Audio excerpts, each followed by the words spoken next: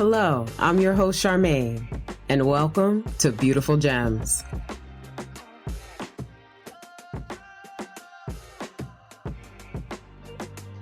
That was amazing. Thank you to the Most High God. As we think about the story of Joseph, yes, he was very close to God, and God also put him around people that cultivated this forgiving heart, which he needed later to save the nation of Israel. And just like Joseph, God places people around us, our fellow miners, to help us cultivate what's on the inside of us to mine our gems. You've shared how your friends are an important part of your internal process, homie. And one of the experiences you shared with me in the past involved a poem. I called it Be True, Be You. And it was one of the assignments of the poetry. I had a poetry group that I was in with one of my rocks, I'll call. She's actually the one where I came up with the label Rocks, because she was such a strong, and it's tied to this. She was such a strong pillar and one of my rocks, my solid gems, if you will. Wow. She was a coworker, if you will, in the mine, and she was a diamond. She was one of my gems. And we would get together weekly to write poetry, basically. It was literally a very intimate poetry group. And on this day in particular, I think we were talking about empowerment or femininity. I don't remember the topic, but this is the piece that I came up with. It wasn't a poem, but it was very it was one of our empowering moments. And it made us, I feel like, stronger.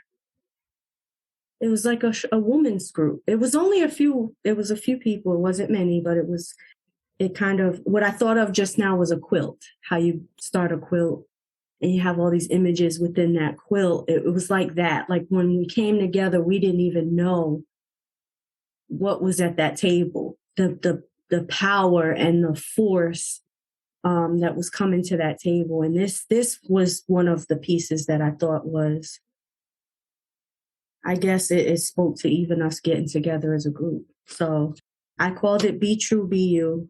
And I said, so the writing this week is about women empowerment. And ironically, I have been feeling powerless in life, in love, and in finances. My authority seems to be choked and bound in an endless cycle of denials and disappointments. I feel less like Wonder Woman or Superwoman and more like, as our Nana would say, put an H on your chest and handle it, woman, quote unquote. I was confused and unsure what to share for this topic, and it was within that uncertainty that I found the answer. That is when the juices started flowing, and I remembered that in these moments, going within was where my power resided. This authority would not be through my strength, quote, masculine, but it would be through my weakness, quote unquote, feminine, and emotional vulnerabilities in order to maximize my contribution. The true power that I embody is within me, ... my femininity. I am empowered. Sharing has, and this is speaking to the group, the poetry group, sharing has given me superpowers that I have never known that I had. My superpowers are ignited and are most impactful through authenticity. I prayed and asked where I could serve, and through sharing was my answer. Like a neon flashing black billboard, I kept getting the sign that read, quote unquote, share your story, exclamation point, in capital letters. I have been doing that for as long as I can recall, sharing my story. And I do it in the writing group as well. It is how I have gained such amazing friends, and it will be how I continue to help in serving others. It will be through my struggle and through my flaws that I gain and give strength. My power increases as I empower others. Thank you so much for sharing that mining experience with us. You could hear all of the hard work that you put in with your fellow miners in the poetry group to do the work that you needed to do on the inside to mine those gems. To contrast this experience of being your own ally, what does it look like when you become your own frenemy? Although my rocks, my friends, my family, the coworkers in the mine were very, very imperative to my health, my growth, etc. There are times when if I listen to them more than myself, because those are who I really lean on. I'm not going to strangers more likely than not to get opinions about major life decisions. I'm going to those closest to me. And where I've become my own frenemy is allowing myself to basically listen to them over myself. I actually did a Love Yourself challenge with Trent Shelton. Wow. Shout out to my coach. And what I did was a recording of it was almost like a check-in. Like the last day was like, how was it for you? What did you like about it? It was almost like that kind of, and in doing the recording itself, I realized and recognized this very thing of how I can be my own frenemy, where others weigh in on my life, and that could potentially be inauthentic to who I am. I can play a clip of it. Sure. Where you are getting a raw, authentic answer to how I could be my own frenemy. All right. So let's play that. I made it to day 20, the Love Yourself Challenge. Day 20, I'm supposed to upload a video, and I took a few notes. So if I look down, that's why. It was really exciting to do the challenge, as with all the Trent challenges. This one was a lot easier just because it's something that I practice regularly, self-care, self-love. So the only thing is I had a few challenging days, but for the most part, it was an exciting challenge. One of the things that I learned, and I knew, but I relearned and was reminded that I do have to be careful putting others' love before my own. At times, I tend to allow others, or the love that I have for others, or the desire to help others, to trump the love I have for myself and put myself second or third at times, or at least, tend to meet their needs well in advance than I would to my own needs. So that was what I was reminded of. And, I learned that how easily it is for me to completely take myself off the table to cater to and help others. So I have to be careful with that. That was a nice reminder. How to love myself better. It's tied to that first question. I think, I can't be quick to discredit, myself, my beliefs, my feelings, or my desires, because basically of what someone else has to say, like that can't matter over what I have to say or what I feel or what I know to be true for me outside of that person or those persons. I also need to get clear on what I feel, like very clear, almost to be sure of myself before I go out to inquire for someone else's opinion. Because if I'm not clear about what I have or how I feel or where I'm at in the situation or the thought process, someone else can really throw me off course. Because if I get clear, then I can filter through what other people's, what other input people have, and almost then I can make better decisions because it's based off of me, not them.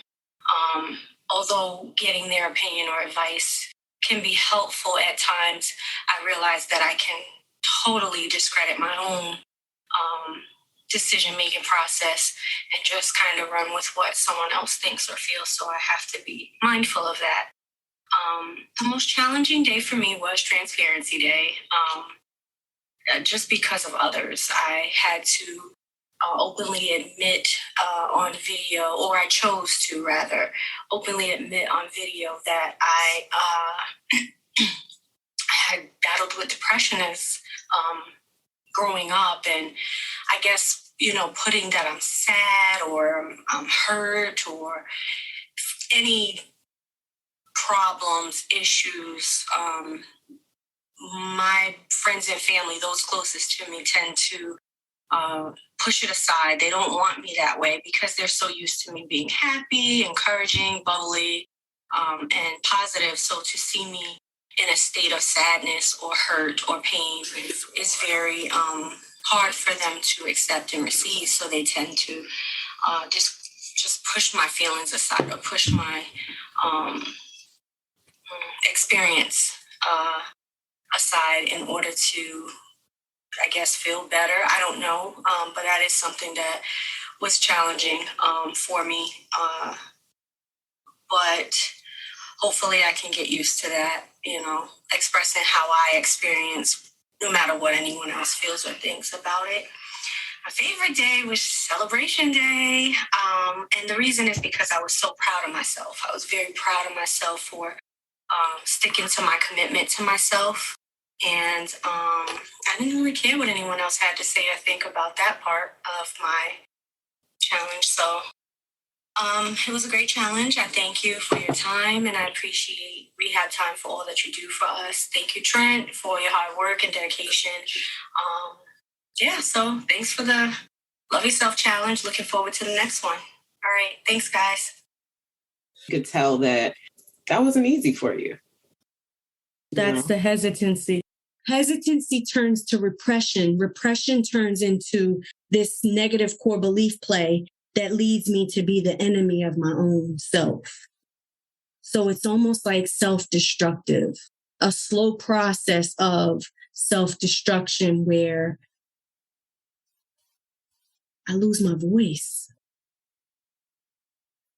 That's where I become my biggest frenemy. I lose my voice. And when I lose my voice, then I'm living a life that's not my own. I'm making decisions that are not my own. I am inauthentic. Mm-hmm.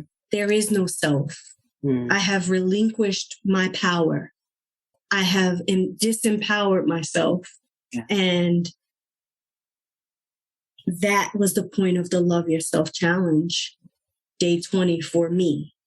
It was to, and I think that was the point of some of the challenges throughout the challenge, the days. For example, celebrating yourself, and being transparent, being vulnerable. That is me sharing my voice. And despite what others might think or feel about my truth, my sharing of my story, my voice, I cannot hesitate to do that because it's giving up my power. My voice is my power. My story is my power. That is when I become my frenemy, by hesitating and repressing my truth, my voice, my story, my experience, my emotions. Mm-hmm.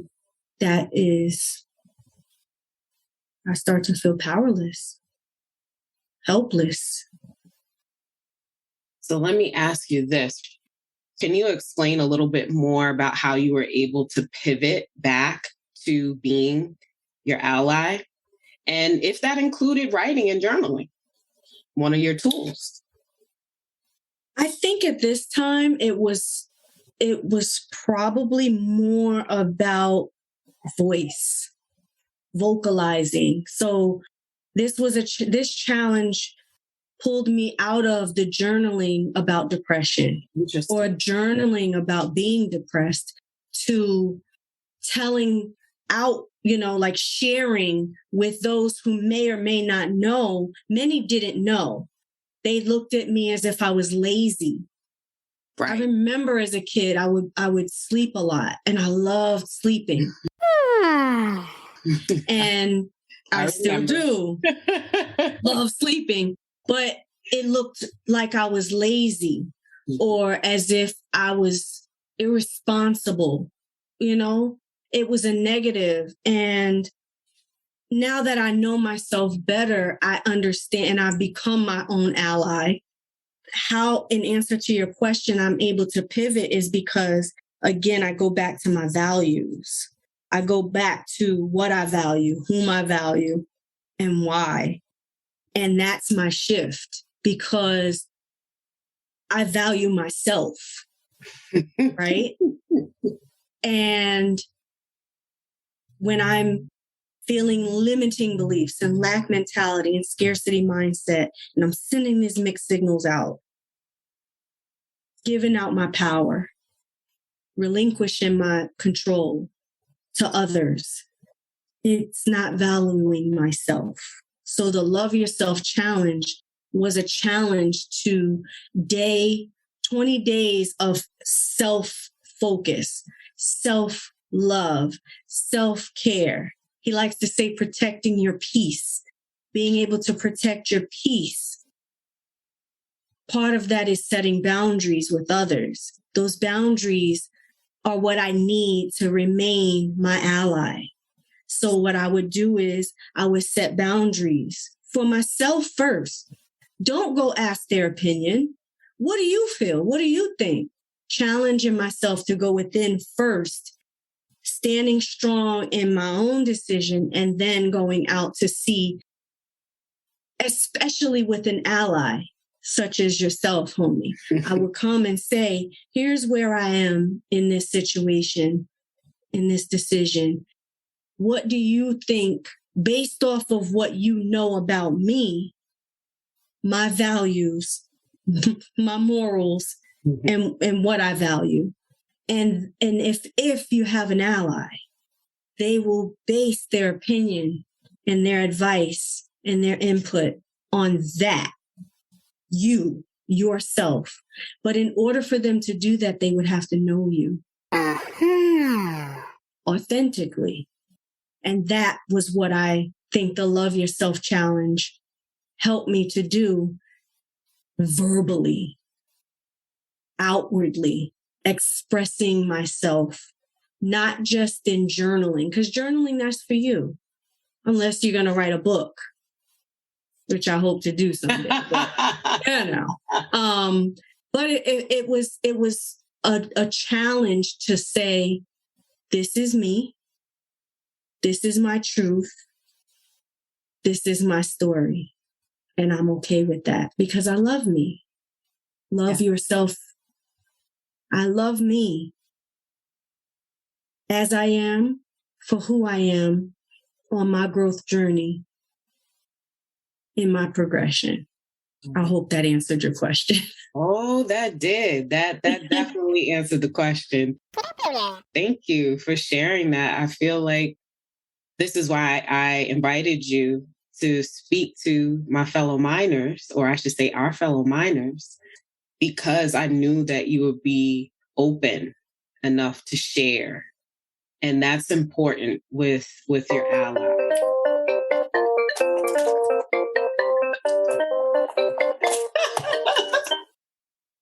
And having a sense of humor too. Confirmation. There we go. We'll say that. So I just want to thank you for being open and vulnerable enough to share the hard things, because it's going to help other people with their hard things. And sometimes it's helpful to know that somebody has done the work, or they've gone before you. The work works. You're proof. Voila. And so with that said, how about these unbothered? Thank you so much for spending time with me today. I pray that you build your relationship with God, love yourself unconditionally, and put in the work to mine, refine, and shine those gems.